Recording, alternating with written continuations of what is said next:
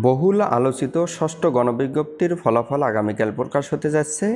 এটা বিশ্বাস করার জন্য আমরা যাব যে এনটিআরসির যে ওয়েবসাইট আছে ষষ্ঠ গণবিজ্ঞপ্তির, সেটাতে যাওয়ার পর আমরা নিচে দেখব যে একটি ষষ্ঠ গণবিজ্ঞপ্তির যে নির্দেশিকা আছে টেলিটক থেকে, সেটাতে ক্লিক করলে আমরা সরাসরি টেলিটকের যে ইউটিউব চ্যানেল আছে সেখানে আমরা প্রবেশ করতে পারবো।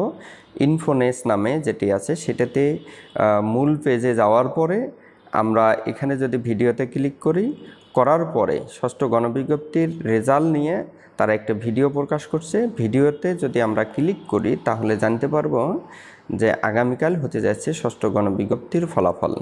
তো দীর্ঘদিনের অপেক্ষার পরে অবশেষে সেই কাঙ্ক্ষিত ফলাফল আসছে। বেকারত্বের অবসান ঘটতেছে।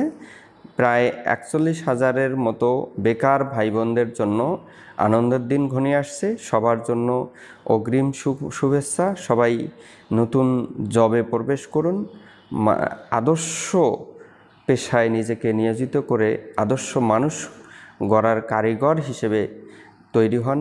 সবার জন্য শুভকামনা।